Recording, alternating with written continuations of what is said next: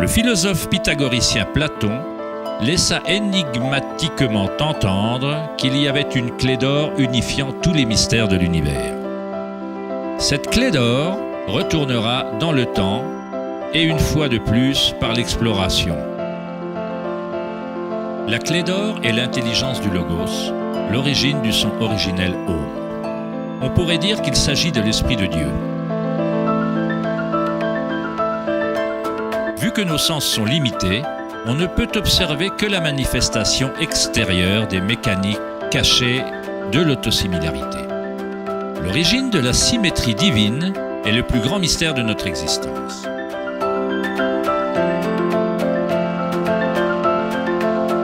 Bon nombre d'éminents penseurs de l'histoire tels que Pythagore, Kepler, Léonard de Vinci, Tesla et Einstein approchèrent le seuil du mystère. Einstein dit « Le mystère est la plus belle chose qu'on puisse ressentir. C'est l'origine de tout art et de toute science véritable. Celui qui ne ressent pas cette émotion, qui ne parvient plus à faire une pause pour s'émerveiller et se laisser impressionner, ne vaut pas plus que la mort. Il a les yeux fermés. » Nous sommes comme un enfant entrant dans une énorme bibliothèque pleine de livres en langues différentes. L'enfant sait que quelqu'un doit avoir écrit ces livres. Il ne sait pas comment.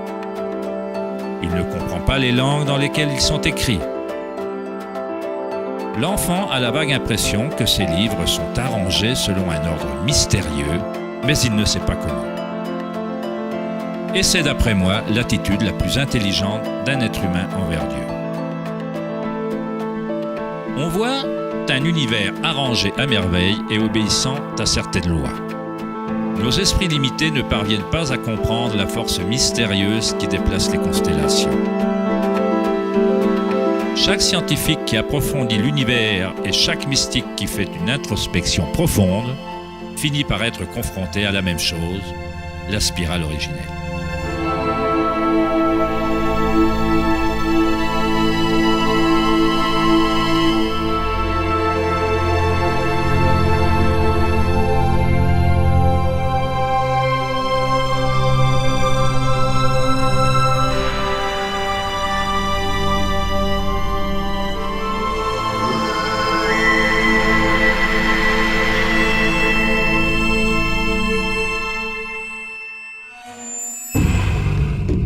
Un millénaire avant la création de l'ancien observatoire de Stonehenge, le symbole de la spirale prédominait sur Terre.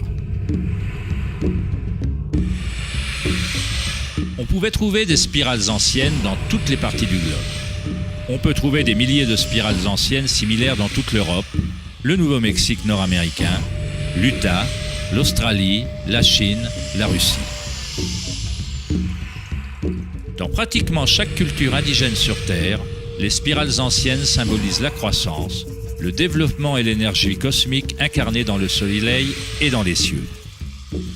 La forme de la spirale se miroite dans le macrocosme de l'immensité de l'univers même.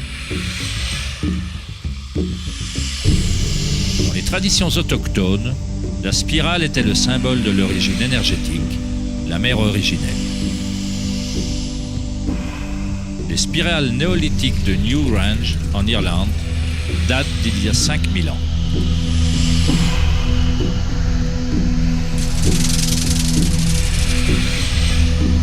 Elles datent de 500 ans avant la grande pyramide de Gizeh et sont tout aussi énigmatiques pour les observateurs modernes. La spirale remonte à un moment de l'histoire où les humains étaient plus reliés à la Terre, aux spirales et au cycle naturel. Une période pendant laquelle les humains s'identifiaient moins aux pensées. La spirale est ce que nous percevons comme étant la torsion de l'univers. Prana, ou la force créative, fait tournoyer Akasha dans un continuum de formes solides. Trouvée à tout niveau entre le macrocosme et le microcosme, de galaxies spirales à des systèmes météorologiques, à l'eau de votre baignoire, à votre ADN,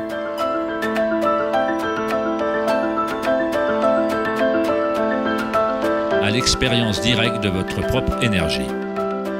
La spirale originelle n'est pas une idée, mais plutôt ce qui rend toute condition et toute idée possible.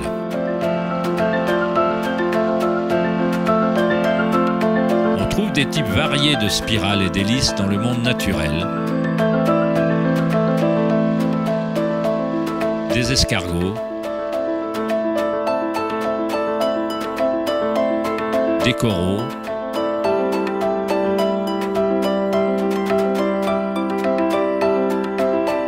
des toiles d'araignée,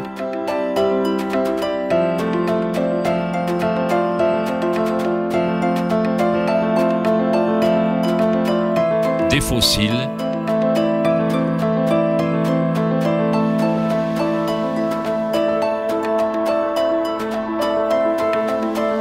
des queues d'hippocampe,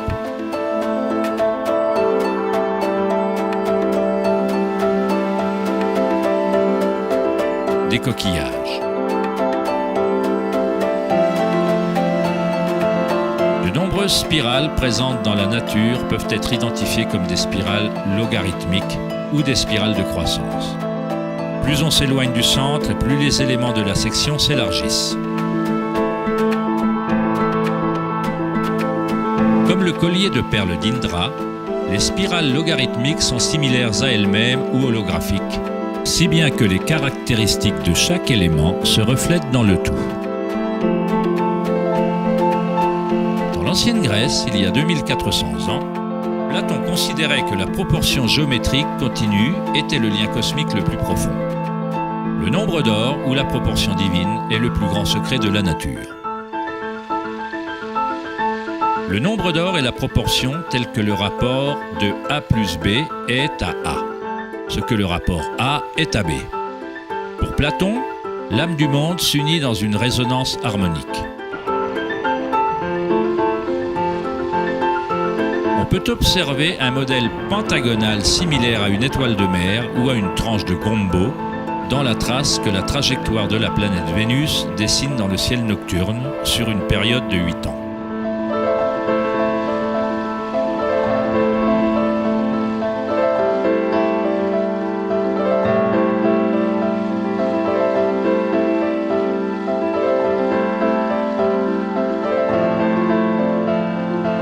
Le monde intelligible de forme au-dessus et le monde visible d'objets matériels en dessous passent par ce principe d'autosimilarité géométrique.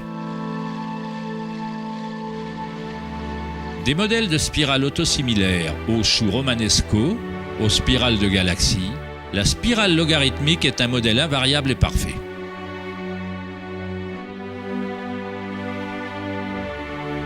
Notre propre Voie lactée a plusieurs bras spiraux qui sont des spirales logarithmiques inclinées à plus ou moins 12 degrés. Plus la spirale est inclinée, plus sa rotation est serrée.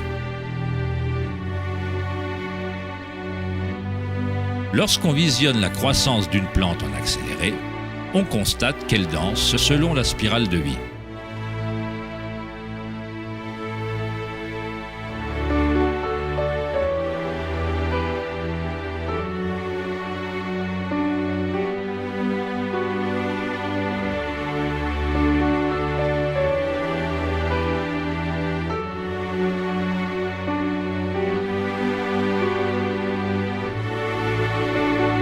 Une spirale d'or est une spirale logarithmique qui a un facteur de croissance équivalent au nombre d'or. Le nombre d'or est une relation mathématique particulière qui se répète dans toute la nature. Le modèle observable suit ce qu'on appelle la suite ou la séquence de Fibonacci. La suite de Fibonacci révèle que chaque terme est la somme des deux nombres précédents. Le mathématicien et astronome allemand Kepler découvrit qu'on peut observer les modèles de spirales autosimilaires dans la manière dont les feuilles sont disposées sur la tige des plantes, ou dans la disposition du fleuron et des pétales des fleurs. Léonard de Vinci observa que l'espacement entre les feuilles suivait souvent des modèles de spirales. On les appelle modèles phyllotaxiques ou modèles d'arrangement des feuilles. On peut voir des arrangements phylotaxiques dans les nucléotides d'ADN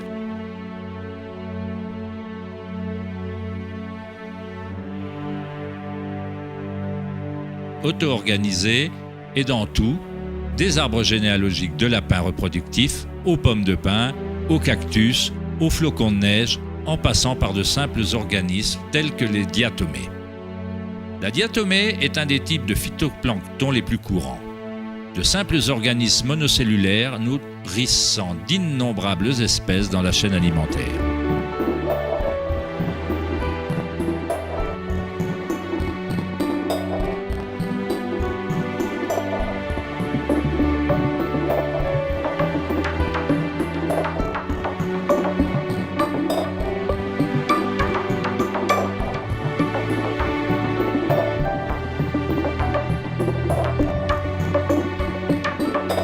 Combien de maths faut-il savoir pour être un tournesol ou une abeille?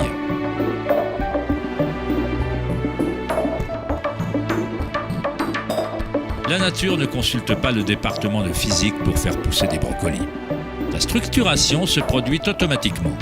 Dans le domaine de la nanotechnologie, les scientifiques utilisent le terme auto-assemblage pour décrire la façon dont les complexes se développent sur le modèle de la phase hexagonale initiale de la formation de l'ADN. En nanotechnologie, des nanotubes de carbone se composent d'un arrangement similaire de matériel. La nature répète ce type de géométrie sans aucun effort, automatiquement, sans calculatrice. La nature est précise, extrêmement efficace. Selon le célèbre architecte et auteur Buckminster Fuller, ces modèles dépendent de l'espace-temps. L'ADN et la structure alvéolaire ont la forme qu'ils ont pour la même raison qu'une bulle est ronde. C'est la forme la plus efficace pour utiliser le moins d'énergie possible. L'espace lui-même a une forme et ne permet que certaines configurations de matière et adopte toujours par défaut ce qui est le plus efficace. Ce sont les modèles les plus solides et les plus efficaces de développer des structures architecturales telles que les géodes.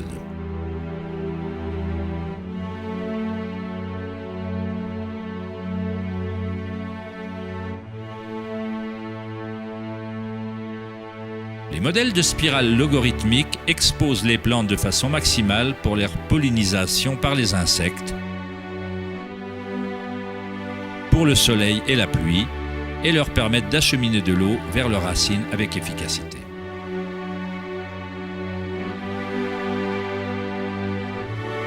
Les oiseaux de proie se servent du modèle de la spirale logarithmique pour s'abattre sur leur prochain repas. Voler en spirale est la façon la plus efficace de chasser.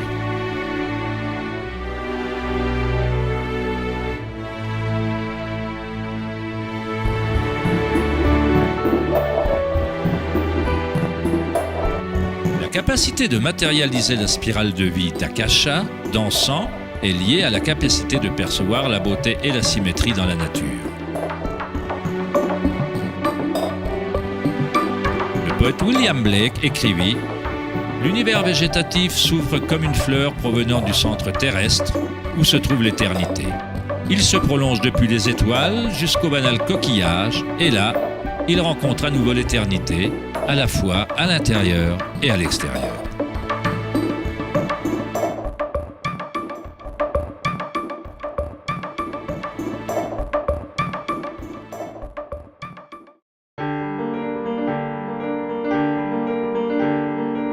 L'étude des modèles de la nature n'est pas une science très courante en Occident, mais en Chine ancienne, elle était connue sous le nom de Li. Li reflète l'ordre dynamique et le modèle de la nature.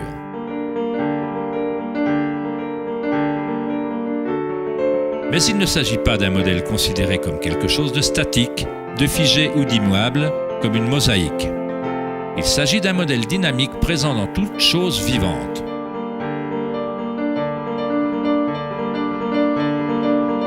Les nervures des feuilles, les taches de la tortue et les veines des rochers expriment tout le langage et l'art secret de la nature. Le labyrinthe est l'un des nombreux modèles de Li. On le trouve dans les structures coralliennes, les champignons comme les morilles, les choux et le cerveau humain.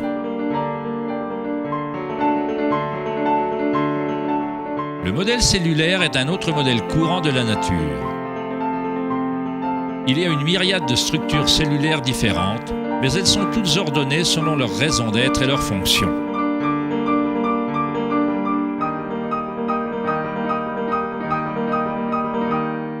On peut aisément se laisser hypnotiser par le jeu incessant de formes. Mais le plus intéressant, c'est que certaines formes archétypes semblent être entièrement tissées dans l'étoffe de la nature. Un autre modèle lit, ou modèle archétype, est celui de la ramification, observable à tous les niveaux et à toutes les échelles fractales.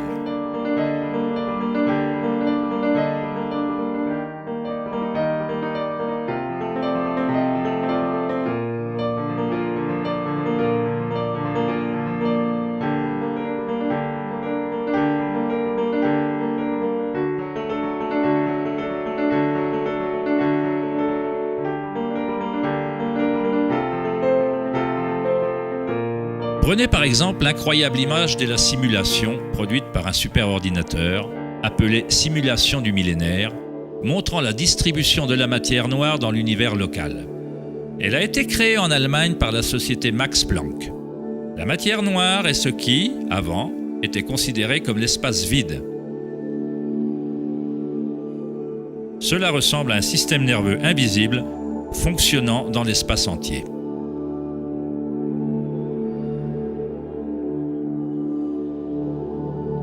L'univers ressemble littéralement à un cerveau géant. Il pense constamment à utiliser un type d'énergie noire ou cachée, que la science commence seulement à comprendre. Une énergie inconcevable traverse cet immense réseau, fournissant l'élan nécessaire à l'expansion et à la croissance de l'univers.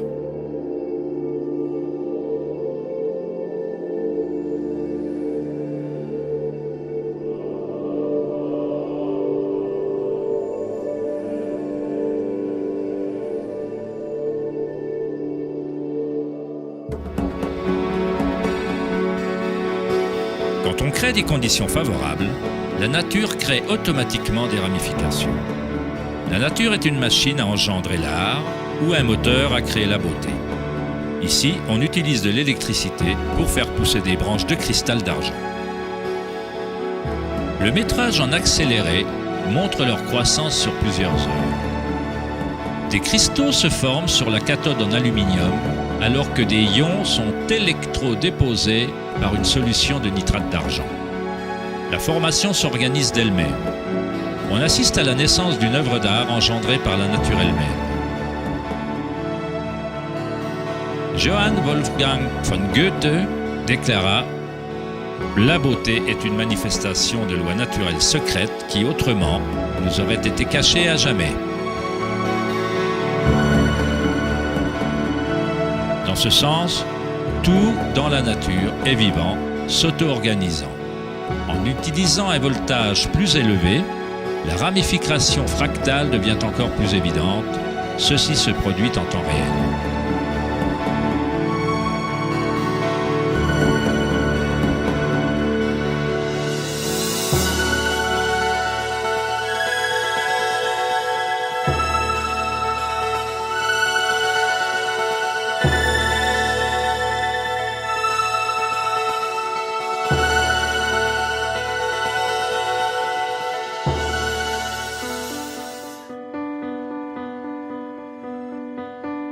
On trouve des structures et des modèles similaires à un arbre dans tout le corps humain.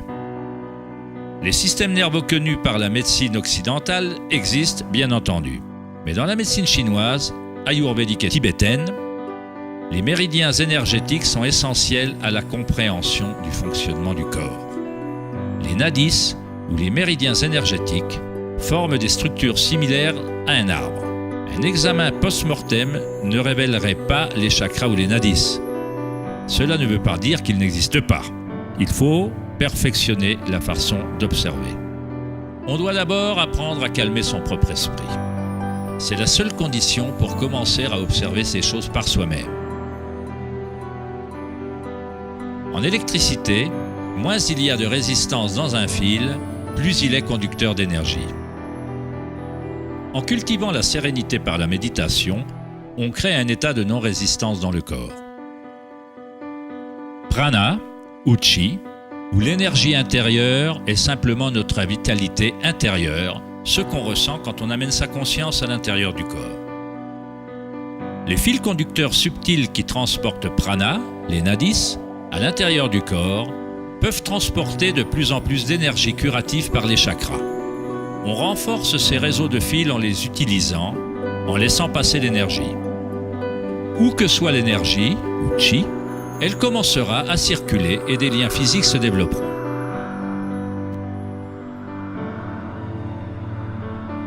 Dans le cerveau et le système nerveux, les modèles de réseaux physiques se forment par la répétition. En portant continuellement son attention à l'intérieur et en diminuant la résistance aux sensations expérimentées, on augmente sa capacité énergétique.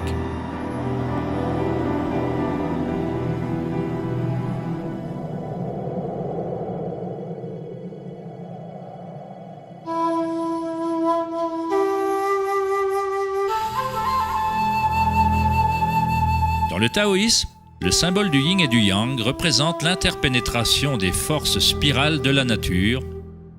Le yin et le yang ne sont pas deux et ne sont pas un. L'ancien concept du hara est représenté par le yin et le yang, ou la spirale tourbillonnante. C'est le centre de la puissance situé dans le ventre, en dessous du nombril.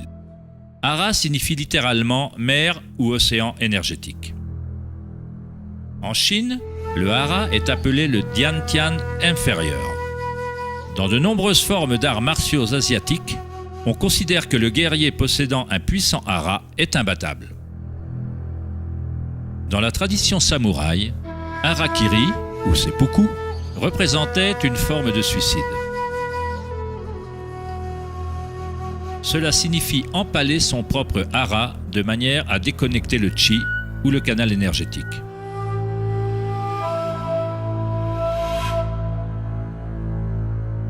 Se déplacer du centre crée un mouvement gracieux qu'on ne voit pas que dans les arts martiaux.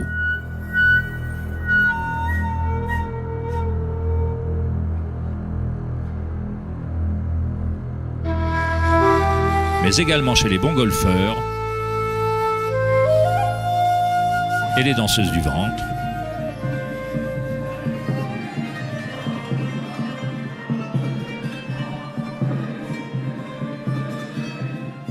Et les derviches tourneurs soufis. L'essence du hara est le raffinement de la conscience, disciplinée en un seul point, le calme dans l'œil du cyclone.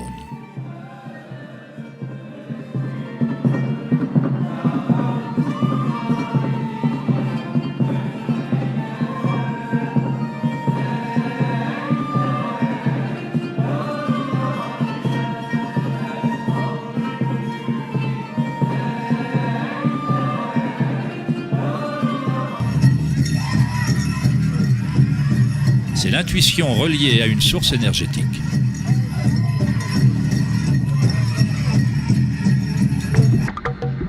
Une personne possédant le bon hara est reliée à la terre et à la sagesse intuitive qui relie tous les êtres.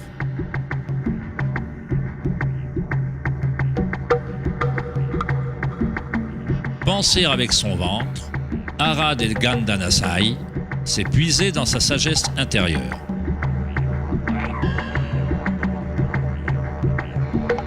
Les anciens aborigènes australiens se concentraient sur le même point, juste en dessous du nombril, où s'enroule le cordon du grand serpent arc-en-ciel. Encore une représentation de l'énergie évolutionnaire de la race humaine.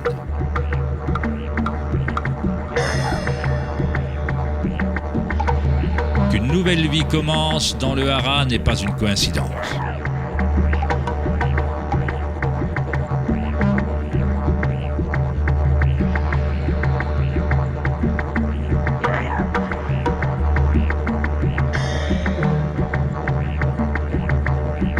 Le système nerveux entérique, parfois appelé cerveau viscéral, peut maintenir un réseau complexe de connexions identiques au cerveau dans la tête, avec ses propres neurotransmetteurs. Il est autonome, c'est-à-dire qu'il a sa propre intelligence. Le cerveau viscéral est pour ainsi dire une version fractale du cerveau, ou peut-être le cerveau est-il une version fractale du cerveau viscéral. Un ours en bonne santé possède un hara fort. Quand un ours sait où chercher des plantes, il suit le mouvement de chi avec ses sens, centrés dans le hara ou le ventre. Il s'agit du lien de l'ours avec l'endroit idéal, l'endroit qui, dans les traditions indiennes, est la source de toute connaissance avec la spirale de vie.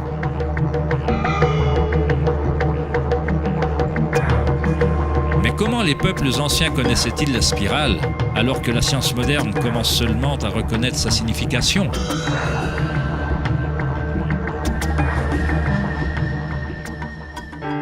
Demandez aux abeilles, car elles n'ont pas oublié comment aimer. Les abeilles ont un lien particulier avec la source par leur contribution au système symbiotique, en aidant la beauté et la diversité à se propager. Elles relient le macrocosme et le microcosme. Un cœur relie le tout, l'esprit de la ruche, si vous voulez. Tel un cerveau ouvert, la ruche envoie ses rêves dans le monde afin qu'ils se manifestent.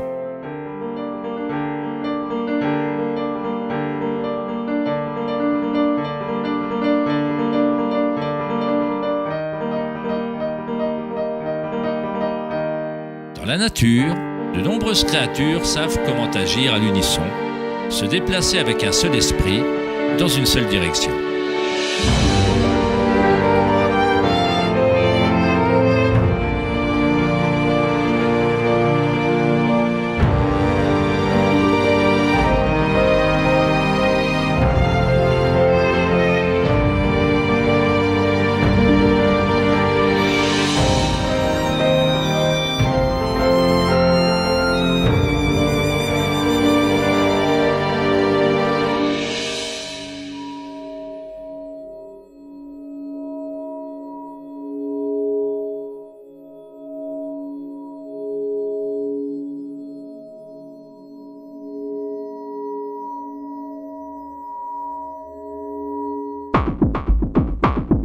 Mais les autres espèces autour d'elle n'en bénéficient pas toutes.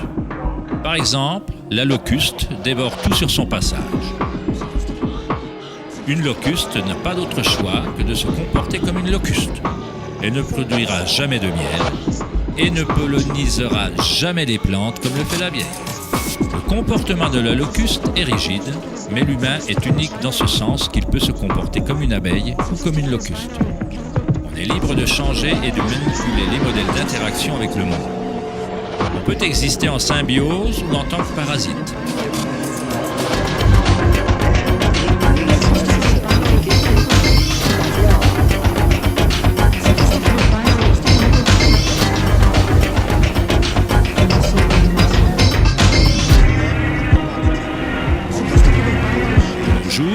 Les humains tentent de comprendre la spirale avec un esprit rationnel, mais sans jamais penser à se relier à la spirale de vie.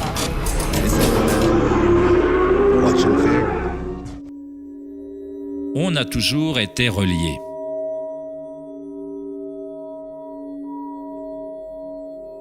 La pensée est ce qui nous a maintenus dans l'illusion d'être différents, d'avoir nos propres identités. La pensée crée la différence. L'expérience de la limitation. Plus on se conforme à la pensée, plus on se déconnecte de la source. Les cultures anciennes, moins axées sur la pensée, s'harmonisaient avec la spirale d'une manière plus directe et plus personnelle que de nos jours.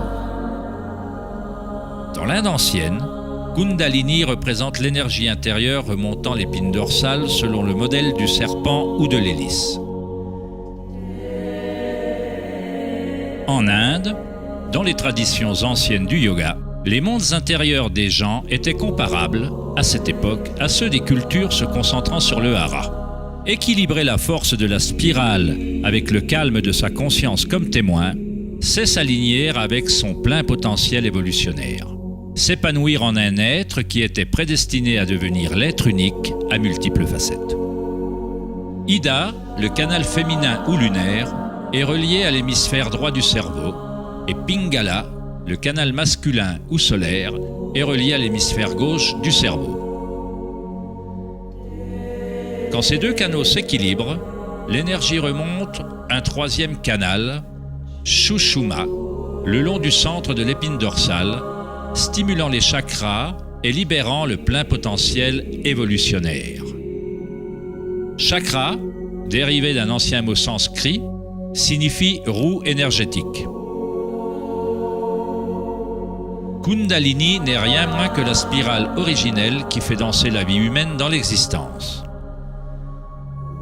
Il s'agit d'un ordre différent d'énergie que celui qu'on comprend normalement, comme une passerelle entre la matière brute et les énergies les plus subtiles. La passerelle, c'est vous. Kundalini n'est pas une énergie qu'on impose par la volonté, les efforts ou les frictions. C'est comme faire pousser une fleur. Tout ce qu'on peut faire, en bon jardinier, c'est préparer le sol et rendre les conditions propices et laisser la nature prendre son cours. Si on impose à une fleur de s'ouvrir prématurément, on la détruit. Elle pousse avec sa propre intelligence, avec ses propres instructions préorganisées. L'esprit égotique, arrêté sur le monde extérieur, est ce qui empêche d'expérimenter sa vraie nature vibratoire intérieure. Quand la conscience se tourne vers l'intérieur, elle s'assimile aux rayons du soleil et au lotus qui commence à pousser.